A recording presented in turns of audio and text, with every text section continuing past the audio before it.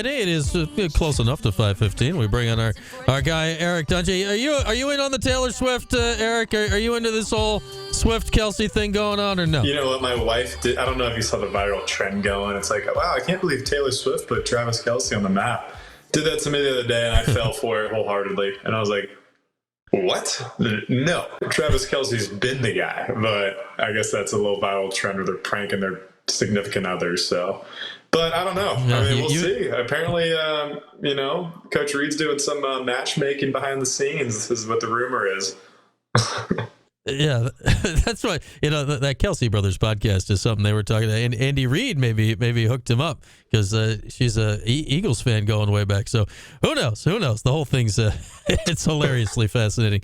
But great to have you back on this week, Eric. How was the brothers' wedding last week? How was the big Dungey family wedding? Oh, it was awesome. It was a great time. Got to see my extended family. Everybody came from New York, California, all over Arizona, and it was always just fun. And I'm really happy for my brother and his new wife. And it was a very successful day. And Syracuse pulled it off in the second half, so it was even better day. So couldn't have gone better. Yeah, there we go. So I'm glad it was a good weekend for all of the Dungey clan. And Eric, we've been talking all week long. It came out, Monday that they were putting some of the tickets on sale. Then you start worrying about attendance and this and that. And I want to ask you as a former player, because it sounds like they'll be around 40 and change, I guess, in the Dome tomorrow, unless there's a late walk up. What does playing in front of a crowd like that do for you? Like, obviously the people will be there, will be into it, but it won't be, capacity. How does that affect you in a big game like this against Clemson? The thing about the Dome is, even if it was 30,000 versus 48,000 or whatever it may have been, it gets so loud in there. The fans who do come are some of the most loyal fans and passionate fans in the country. And that's why I love Syracuse. And I was just so blessed to be a part of that community and still a part of the community. And fans still reach out. It's truly special. So it's going to be loud regardless. The Dome is going to be rocking.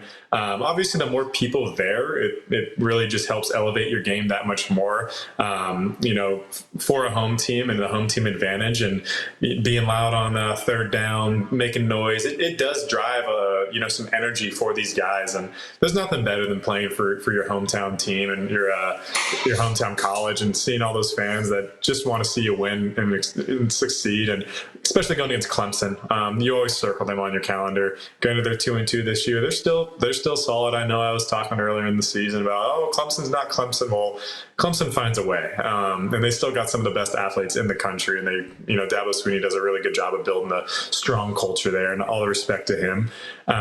But the fans are going to pay off. They really could be the deciding factor of whether it even be one or two plays here and there that they don't get a snap or they don't get the information for Clemson offensively. That could lead to a points here and there, and every yard's going to matter in this game.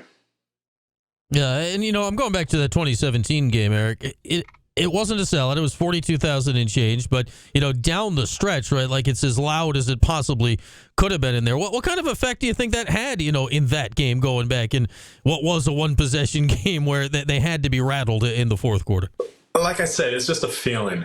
You come off on the sideline, you just feel the energy of the crowd. And when there's a big play on defense, the momentum really does swing, especially when the crowd is into it. You just feel it. And a lot of the times, I would try not to let the fans and, the atmosphere affect me. But I remember that night specifically, it was just a different aura in the air almost. And that just speaks volumes of Syracuse. And it's kind of what put Syracuse on the map, too, as being one of the tougher places to play. And everybody who's played beforehand knew, it got hot. I know they got some AC in there now, but, it gets hot and it gets loud.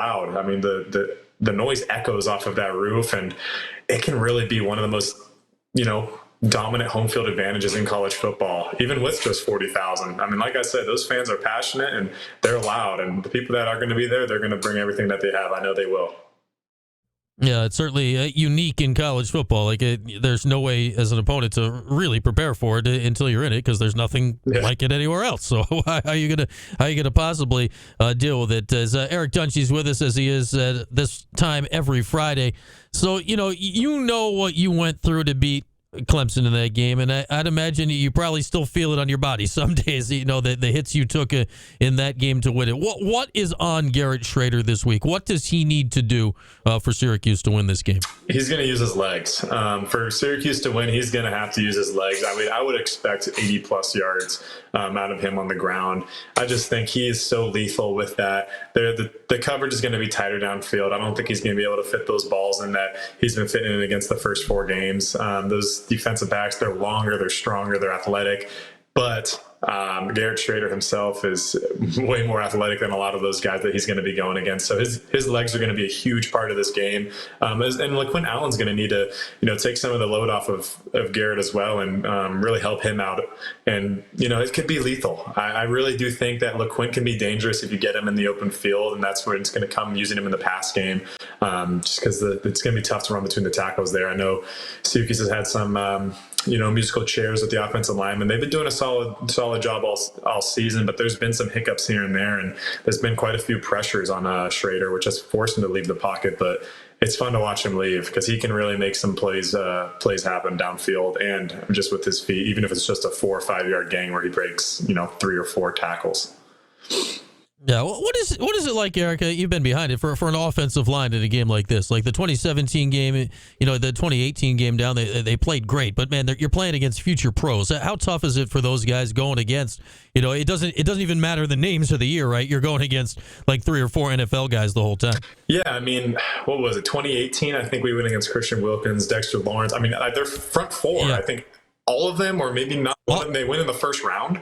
I mean, that's kind of they all went to the league. Yeah, they all went to the league, and I think 3 of them were first-round picks. Which is pretty insane. And guess what? We should have won that game, and I still stand by. There was a 4th down call that was a little questionable on their hand, but home field advantage. Anyway, now I can talk about it after the fact. But the offensive line did a great job. I thought they stood strong, and they rose to the occasion. And that's where we talk about. There's practice guys and then there's gamers. And the gamers are going to rise to the occasion when the bright lights come on. And sometimes they need that higher competition to really just bring out the best in them. And if they got that dog in them, as they say, they're going to rise up. And I think that Babers does a good job recruiting guys who are athletic and they like to compete. So what a better time to rise up than against Clemson at home. And then I think we've seen from these recent games against Clemson, like the key is physicality, right? And especially from the Orange defensive perspective, like what was effective last year is Clemson ran almost 300 yards. Well, what is on this Orange defense this week? They got run on in the opening half last week. They figured it out against Army in the second half. How much, even better do they have to play than that this week to slow down a Tigers rushing attack? I remember you talking about the turnover bug and how that's being contagious. And Clemson had some problems with turnover early in the season, and Syracuse defense has done a great job of forcing turnovers. So I really think it's going to come down to the turnover margin. I know that's kind of just cliche, but I mean, anytime you can be +1, +2 in the turnover margin, your odds of winning goes up dramatically, and especially when it's a close game as it is. With competition-wise, and the ones are going to match up well against Clemson's ones. It's just when those backups come in, can we sustain? And hopefully that we can stay healthy. And there's got to be some guys to make plays. Damian Alford had a great game last week, and he's been making some great catches. But there's got to be more than just one. It's going to be a whole team effort. And if you're just beating them with one guy, Clemson's going to put their 5-star whoever on them. And they're going to have a spy on Garrett Schrader the whole time. They're going to try to contain him in the pocket and minimize his yardage that he can do with his feet. But if Garrett's really able to break contain, it can be dangerous because they're going to be man coverage down deep. And that's with Clemson. I mean, they're going to lock you up. They have an assignment. They want to do their job. And if you can beat them and get around the edge, then there's some space out there to be had. Yeah, I imagine Garrett and Jeremiah Trotter Jr. For them will have more than one meeting in the game. They're gonna find each other on the field a few times, I would think, tomorrow. No Gadsden. It sounds like Isaiah Jones is down for a while. You mentioned Alford had the huge game last week. What's on Schrader this week? You go into a game like this, your top target is down. Well, we'll see what Gadskin can do. How do you handle that if you're Schrader, where you said it is smaller windows and you don't have your best guy out there to throw to? Yeah, and I think that's just been a knock. It's just, I feel like it's been a little inaccurate. It's the back hip. It's the deep balls that kind of stop. And he's gotten better and better each game. And I can tell that's just from the arm surgery that he had this offseason. But this is really going to matter, because if you leave a ball behind, it's going to get intercepted. I mean, that's what I'm saying. It's a game of inches. And when you play against, the Clemsons, the Florida States, and these guys that make these miraculous catches as a defensive back, the knock is always, they're DB because, they can't catch. Well, not in this case. They're DB because they're running, 4.3s, and, they have 7 foot long wingspans. That's dramatized. But anyway, it's going to be, tight windows, and you got to make every play count. You can't have those false starts. You can't be giving up any yardage there. And he's just, like I said, it's just going to be important that he gets the yards he can with his feet and then get down, because those hits are going to hurt a lot worse than, going against the Western Michigans and the Colgates. Those guys are big, strong, and fast, and they got some mass to them. So I still remember, I feel like I'm still feeling some hits against Clemson 4 or 5 years later. Yeah, it kind of screwed up the rest of Garrett's season last year, the hits he took in this game. That it lingered for the entire rest of the year, for sure. All right, Eric, last thing. What do you think decides this game tomorrow? What's the main thing we need to watch out for tomorrow?